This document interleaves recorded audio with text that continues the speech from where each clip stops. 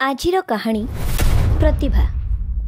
से दिन साईश्री जीवनर से प्रतीक्षित दिन आसी सारी जो सफलता को पाइबा पाई समाज सह लड़ी आसी आज से ताको हासिल करि परिथिला।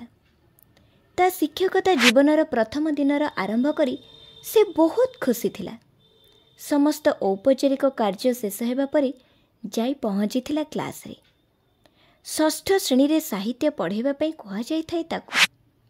क्लास रे पहुँची पिला मानकु देखी खूब खुशी हो जाइथिला।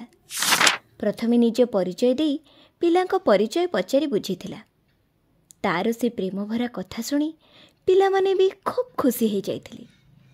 जनक परे जणे ठिया होई निज परिचय देबारे लागिले। हेले पूरा शेषरे थिबा पिलार पाଳି पड़िला बेलକୁ से किछि न कही खाली साई मुह को चाहि रही थाए। ताको किछि न कहिबा देखी अन्य पिला माने हसिबाकु लागिले।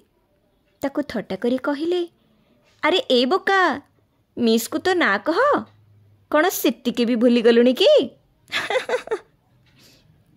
पिला मानक मध्यरु गोटिए पिला साई को कहिला, मिस से किछि कहिबनी, ता ना विशेष से केबे किछि कुहे ना।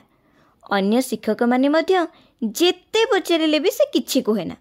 खाली रंगरे कौन सब करुथाए जे आमे माने केही बुझी ही पारुना। एतिकी बेले बेल बाजी जाइथिला। साई आउ से पिला सह किछि कथा हेई पारि नथिला। हेले मनरे जेमिति से पिलाटी एक स्वतंत्र स्थान अधिकार करि सारिथिला। एक विचलित मन नै से घर को आसीथिला।